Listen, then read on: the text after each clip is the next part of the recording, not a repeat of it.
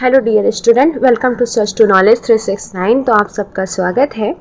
इससे पहले मैंने क्लास 9 का ही साइंस का व्रज का जो पेपर 1 से लेकर 5 तक का सेक्शन बी कंप्लीट करवा दिया है। अगर अभी तक आपने उन वीडियोस को नहीं देखा है तो प्लीज़ वॉच दैट वीडियो। उनकी जो लिंक है प्लेलिस्ट की, मैं इसको लिंक जो है उसको डिस्क्रिप्शन में प्रोवाइड कर दूँगी, आप वहाँ पर जाकर वीडियोज़ को देख सकते हैं। तो इस वीडियो के अंदर मैं आपको पेपर 1 का ही जो सेक्शन सी और डी है वो कवर करवाने वाली हूँ। तो स्टार्ट करते हैं हमारे पहले क्वेश्चन से। तो सेक्शन सी का पहला सवाल 38वां सवाल है। यहाँ पर हमें कोष्टक दिया हुआ है जिसे हमें भरना है। तो बच्चों यहाँ पर मैं आपको लिख दे रही हूँ, आप चाहे तो लास्ट में इसका स्क्रीनशॉट भी पढ़ सकते हैं। ठीक है, तो आप देख रहे हैं यहाँ पर सबसे पहले आ जाएगा कि द्रव्य की जो अवस्था है, द्रव्यमान यहाँ पर निश्चित होता है। गैस में भी द्रव्यमान निश्चित होता है, पर ठोस में जो आयतन होता है वो निश्चित होता है, पर द्रव्य में आयतन निश्चित नहीं होता है। उसी तरीके से ठोस आकार का जो निश्चित आकार होता है ना, और गैस में आकार निश्चित होता नहीं। तो आप चाहे तो इसका स्क्रीनशॉट भी ले सकते हैं। तो बढ़ते हैं अब हम नेक्स्ट क्वेश्चन की तरफ, जो हमारा 39 वाला क्वेश्चन है।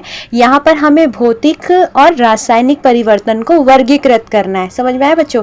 तो यहाँ पर मैं आपको बॉक्स बना दे रही हूँ तो आप समझ जाएंगे। तो सबसे पहले मैं भौतिक परिवर्तन का बता दूँ तो यहाँ पर जो रेड बॉक्स है ये भौतिक परिवर्तन को बताता है। देखो, पेड़ों को काटना हो गया, मक्खन का एक बर्तन में पिघलना हो गया, और उसके बाद जल का उबलकर वाष्प बनना हो गया, और ये जितने भी हैं मतलब फलों से सलाद, तो ये चारों किस में आ जाएंगे? भौतिक परिवर्तन के अंदर आ जाएंगे। अब जो बच गया है, अलमारी में जंग लगना हो गया, ठीक है, उसी तरीके से लकड़ी और कागज का जलना, ये दोनों कैसे परिवर्तन है? तो ये दोनों रासायनिक परिवर्तन में आ जाएंगे।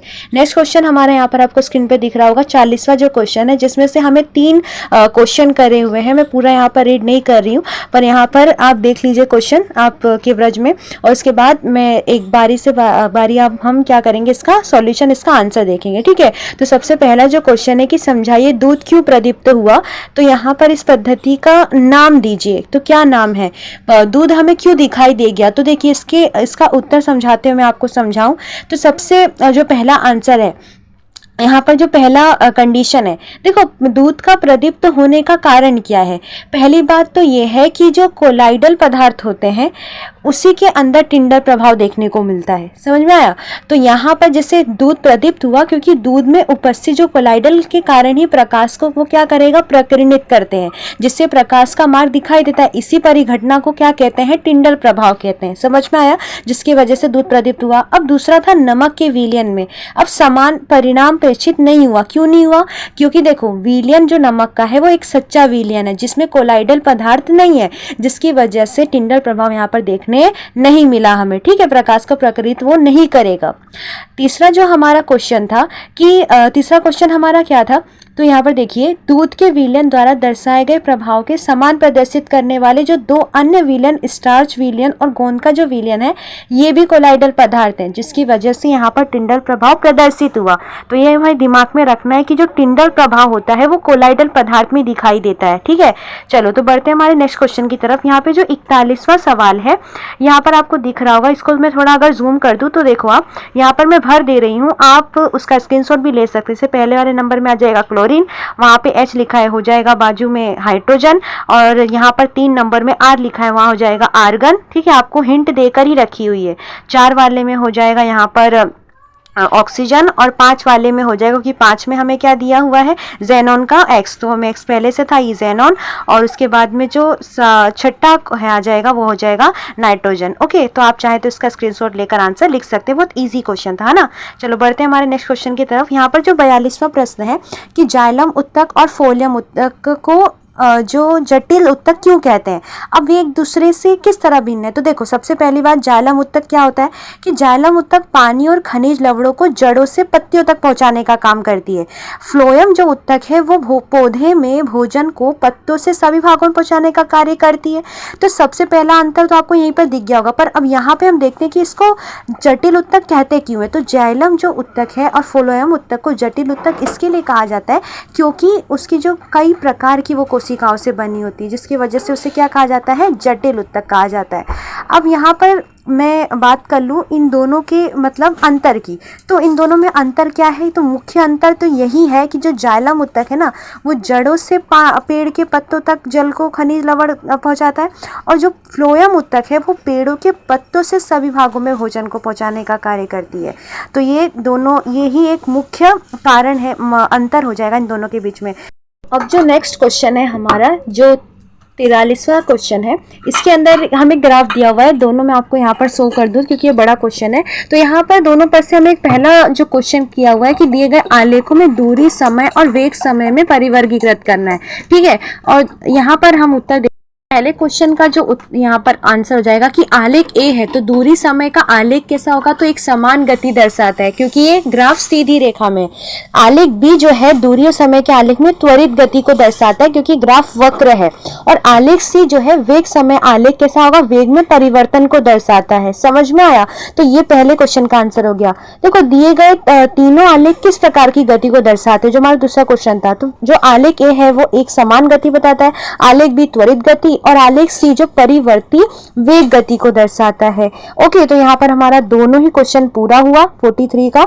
अब बढ़ते हैं अब हमारे जो नेक्स्ट क्वेश्चन की तरफ, जो हमारा 44 वाला क्वेश्चन है उसकी तरफ। तो यहाँ पर देखो हमें क्या बोला क्वेश्चन में कि गति का तीसरा नियम समझाना है, और उसके 2 उदाहरण भी देने हैं हमें। तो सबसे पहले नियम का स्टेटमेंट हम देख लेते हैं। तो देखो, गति जब कोई वस्तु किसी दूसरी वस्तु पर बल लगाती है तो दूसरी वस्तु भी उतनी ही वेग से, मतलब उतना ही क्या बल लगाती है, पहली वाली वस्तु की तरफ लगाती है, पर विपरीत दिशा में लगाती है। अगर मैं इसको एग्जाम्पल के तौर पर आपको मैं समझाऊं तो प्रैक्टिकल हम एग्जाम्पल देख लेते हैं, फिर उसका स्टेटमेंट देखते हैं। जैसे यहाँ पर पानी है, पानी में जैसे कोई तैर रहा है, ठीक है, तो यहाँ पर ये इंसान तैर कैसे पा रहा है? क्योंकि जितना बल वो पानी को ऊपर लगा रहा है, पानी भी उतना ही जो बल है उस पर भी लगाएगी, परंतु ये दोनों एक दूसरे के विपरीत दिशा में लगाएंगे बल को, ठीक है। दूसरा एग्जांपल है कि रॉकेट को जलाया जाता है तो रॉकेट ऊपर की ओर जाता है, ठीक है। तो क्यों ऐसा हो रहा है? क्योंकि उसका जो प्रेशर है वो नीचे की ओर लग रहा है ना, गुरुत्वाकर्षण बल नीचे की ओर लग रहा है, और रॉकेट में जो ईंधन है वो ऊपर की ओर लग रहा है, जिसकी वजह से ये रॉकेट ऊपर जाता है। अब ये दोनों का ही स्टेटमेंट हम देख सकते हैं यहाँ पे, रॉकेट वाला जो है एग्जाम्पल और उस जो हमारा तैराकी वाला एग्जाम्पल है, दोनों ही आपको स्क्रीन के ऊपर दिखाई दे रहा है। तो आप चाहे तो इसका स्क्रीनशॉट भी ले सकते हैं, ठीक है बच्चों। तो जो मैंने आपको प्रैक्टिकली समझाया उसी का एग्जाम्पल मैंने आपको स्टेटमेंट में दे दिया है। अब जो हमारा नेक्स्ट क्वेश्चन है, हमारा जो 45वां क्वेश्चन है, उसके और तरफ बढ़ते हैं। तो हमारा जो 45वां क्वेश्चन है वो क्या कहता है कि जो टिप्पणी देनी है हमें प्रतिध्वनि के ऊपर, तो यहाँ पर मैं आपको इसका पूरा ही लिख कर दे रही हूँ, आप चाहे तो इसका स्क्रीनशॉट भी ले सकते हैं।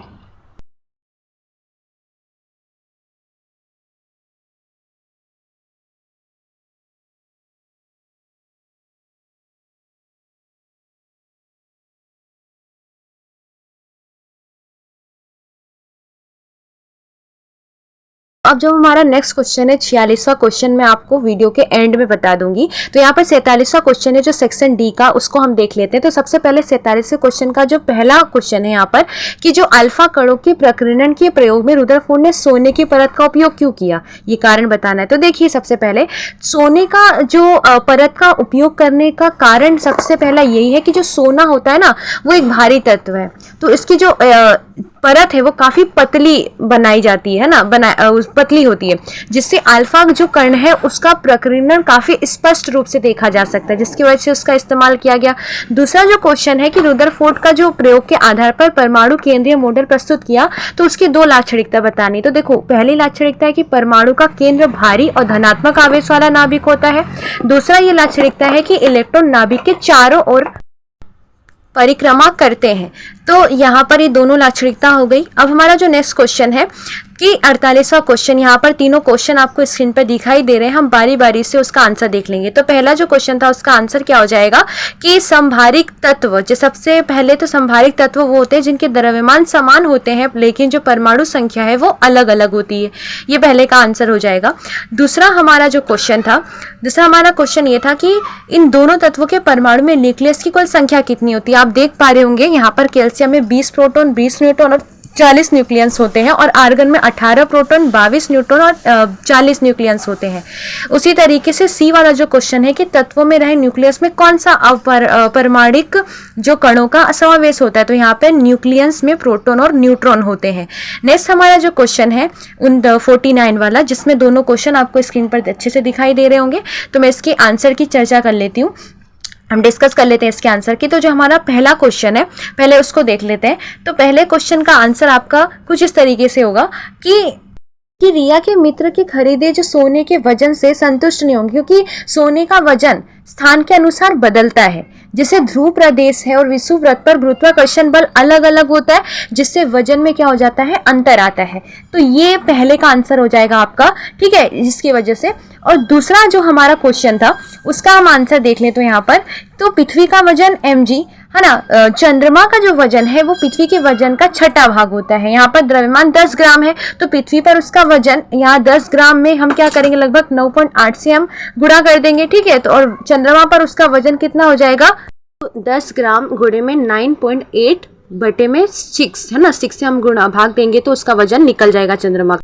अब हमारा जो नेक्स्ट क्वेश्चन है 50वां, जिसमें हमें दो क्वेश्चन दिए हुए हैं कि एक पदार्थ का द्रव्यमान दुगना किया जाए तो क्या होगा, और दूसरा है कि पदार्थों के बीच का अंतर दुगना किया जाए तो क्या होगा, ठीक है। तो हम बारी बारी से दोनों का आंसर देख लेते हैं। तो देखो, सबसे पहली बात तो अगर एक पदार्थ का द्रव्यमान दुगना करने पर उसका बल दुगना हो जाएगा, और दूसरा है कि पदार्थों के बीच का जो अंतर दुगना करने पर वो बल 1/4 हो जाएगा, ठीक है बच्चों। अभी शायद ये सवाल पूरी तरीके से कंप्लीट नहीं हुआ है या आपको समझ में नहीं आए तो आप मुझे कमेंट कर सकते हैं, ताकि मैं इसके लिए एक सेपरेट वीडियो भी बना सकूं।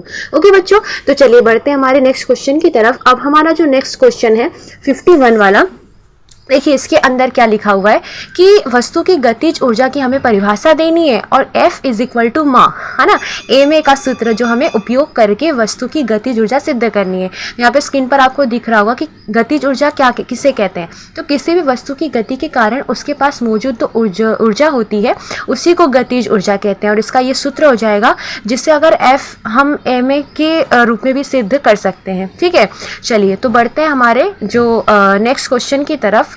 यहाँ पर जो हमारा 52 वाला क्वेश्चन है, देखिए यहाँ पर हमें कहा हुआ है कि जैसे सूखी किस्मस में परासरण की घटना देखने को मिलती है, तो प्रवृत्ति और अपवरण करना है और अवलोकन बताना है। तो देखो ऐसा क्यों होता है, तो देखो सूखी किस्मस परासरण की घटना कैसे, जैसे कि हम इसे परासरण की जो घटना है वो अंतःशोषण है, यानी इसमें ठोस पदार्थ जल को अवशोषित करता है। जैसे अगर आप रात को किशमिश भिगो के रखेंगे ना पानी में, सूखी किस्मस को, तो सुबह तक में वो काफ़ी फूल जाएगी। ऐसा क्यों हुआ, अंतःशोषण के कारण, ठीक है। इस प्रक्रिया क्या है, अगर आपको नहीं पता है तो आप मुझे कमेंट कर सकते हैं, मैं इसे अच्छे से एक्सप्लेन करके एक नेक्स्ट वीडियो बना सकूंगी। ओके चलिए तो बढ़ते हमारे नेक्स्ट क्वेश्चन की तरफ। यहाँ पर हमें वनस्पति कोशिका की नाम निर्देशित आकृति बनानी है, ये आपको किताब में मिल जाएगा बच्चों। ओके चलिए, जो हमारा अब नेक्स्ट क्वेश्चन है 54 वाला, जो इस सेक्शन डी का और पेपर का आखिरी सवाल है कि खाद के प्रकार बताकर अच्छा फसल उत्पादन प्राप्त करने के लिए तुम किस प्रकार के खाद का उपयोग करोगे, और वह बताकर हमें क्या करना है, उत्तर के समर्थन में वैज्ञानिक कारण भी बताना है कि हमें कौन सा खाद इस्तेमाल करना है, हम उसको क्यों इस्तेमाल करें। तो देखो सबसे पहली बात तो हम उसमें जैविक खाद का उपयोग करेंगे अच्छी फसल के उत्पादन के लिए। उसका कारण ये है कि जैविक खाद मृदा की उर्वरता को बढ़ाता है और जल धारण क्षमता को सुधारता है, जिसकी वजह से हम उसका इस्तेमाल करेंगे। ओके बच्चों यहाँ पर हमारा पेपर ए का सेक्शन सी और डी कंप्लीट हुआ। ओके तो वीडियो एंड करने से पहले सबसे जरूरी बात बच्चों, आप एक बात हमेशा भूल जाते हैं, चैनल को सब्सक्राइब करना।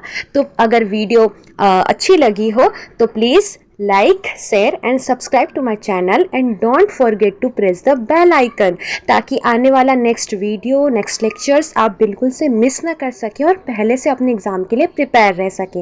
ओके बच्चों, तो यहाँ पे अगर मैं आपको बता दूं कि हमारा जो नेक्स्ट आने वाला वीडियो है वो कौन सा होगा, तो नेक्स्ट वीडियो होगा पेपर सेकेंड का ही सेक्शन सी और डी। तो ऐसे ही पढ़ते रहिए, देखते रहिए। Thanks for watching.